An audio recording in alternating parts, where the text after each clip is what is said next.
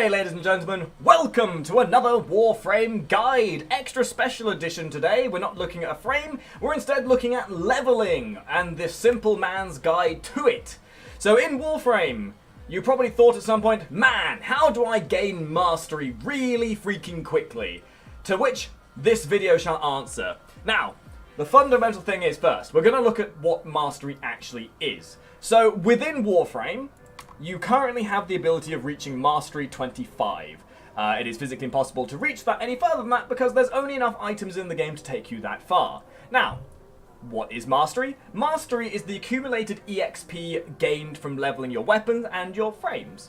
Every time you level a weapon or a frame for the first time, this little bar under your name will start rising. Once it reaches max, you are able to take a mastery test and then progress onwards to your next mastery level, where you will keep doing the same thing.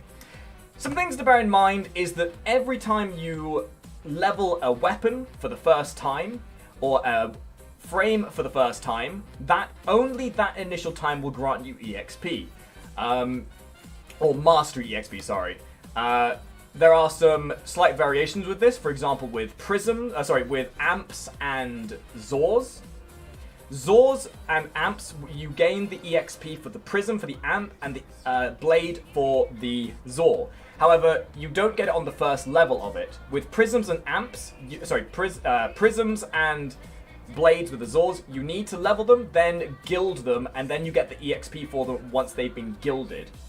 Now, weapons and frames have different mastery attributes to themselves. So, weapons have 3,000 EXP for each weapon you level, and then frames have 6,000 XP. So you get double the amount of XP for leveling a frame.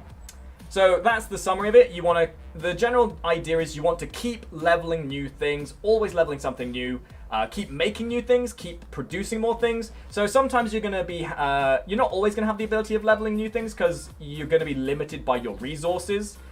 Some things that you can do to make sure you're always making as many new things as possible, especially when you're new to the game, is to go to the marketplace or your clan dojo and get as many of the blueprints as early as possible. So what you'll do is you go to the marketplace, you'll enable blueprint only, and then you'll go to your warframes. You should then buy the individual blueprints and then have them ready because then it'll tell you what you got to do to make them. The individual components will then come from their individual drop chances. One moment, there is a crying child outside my window. Anyway, you then can... Wow, this is going to be a professional video, isn't it? You then go and get the pieces, you build them, and you can be building as much as you wish. So you always have something to do, especially in the early stage. Most basic frames are very easy to get a hold of as you progress through the star chart. The same can be said for weapons. Now, something to bear in mind is that certain weapons are needed to craft other weapons. And something that is very useful to use is this website right here. This website shows you all of the weapons that are needed to combine into other weapons. So, for example, if you've got the Akmagus or the Jewel Karmas, anything that requires another weapon to put into it. Because the last thing you want to do is level a weapon to make another weapon and then forget to level that previous weapon. So it's all about optimizing that XP income. There are also a couple of other avenues you can take to improve your mastery income and to optimize your leveling process. Now, if you have platinum available to you, you can look into making use of the affinity booster. The affinity booster, at least for the default one, at the 3-day affinity booster, is 40 platinum. If you've just started the game, you automatically start with 50 platinum. I would highly recommend, when you first pick up the game, spend that platinum on this. It is extremely worthwhile in the beginning. It will definitely speed up your leveling process. And then you can also use the 7-day and 30-day if you have some spare platinum about you.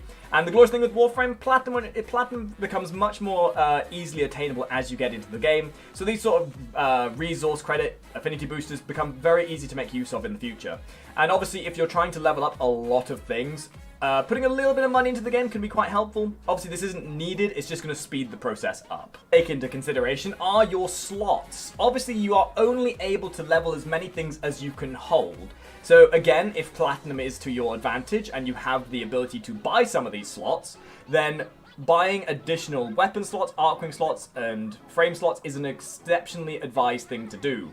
Mostly because you then have the ability of rotating through more weapons, more frames, and all that sort of stuff. This also comes into play with leveling sentience, Arcwings, etc.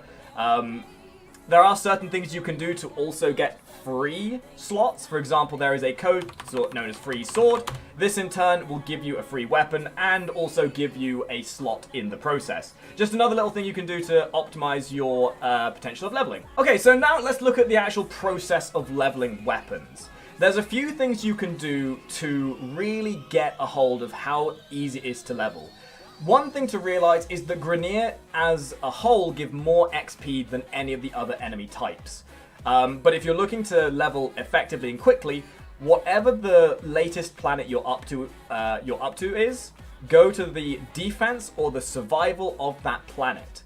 However, if you have the entire map available to you, you're going to want to use either Hydron on Sedna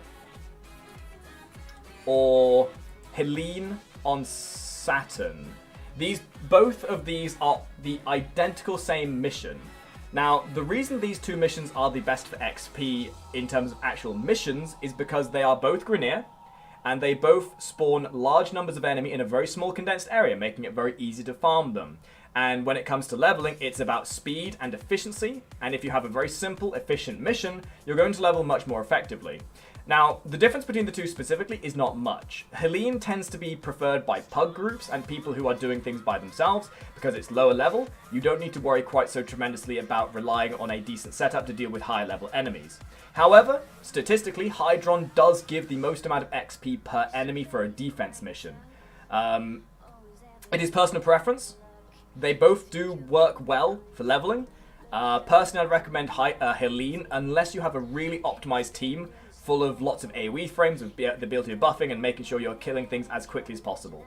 The other things you can do to level are the Sanctuary Onslaughts.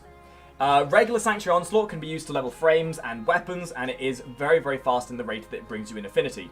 Affinity is also standing for the XP as well, that each of your weapons contains. Elite Sanctuary can only be used for weapons, but if you get to level, I believe once you get to wave 8, which is the rotation C, which is the last rotation you would normally do for getting rewards, most of your weapons with an affinity booster should be fully leveled by that point or close to it. Weapons would frames would take up to wave 14 to get fully leveled, but you get the idea. These two missions here are by far and away one of the best ways of leveling in the game. But it comes down to personal prerogative. You will just naturally level as you go through. Recommendation would be is to always have at least one weapon or frame that you have fully leveled. So you would have either a frame fully leveled and then all of your weapons would be under-leveled in the process of leveling, so that you can at least have something to boost up your weapons. So you can rely on the damage or the survivability of the frame, or you'd have your frame underleveled and all your other weapons underleveled, but you'd have one of your weapons fully leveled and fully kitted. I cannot underestimate, even when you're leveling weapons or a frame, try to mod them in some way, whether it just be for some basic mods, just so they get some level of potency. Leveling in a group is also much more optimal as well, as you will get more enemies to spawn for you in these missions. I hope this guide has been helpful. I'm sure I've missed out something here or there, but this has been a very beginner's basics guide to leveling. If I've missed out anything, I'm sure I'll have to put this in the future. Hopefully you guys have enjoyed this. If you have, leave a like, share, and subscribe. And I will see all of you top hatters in the next video. Ta-ra!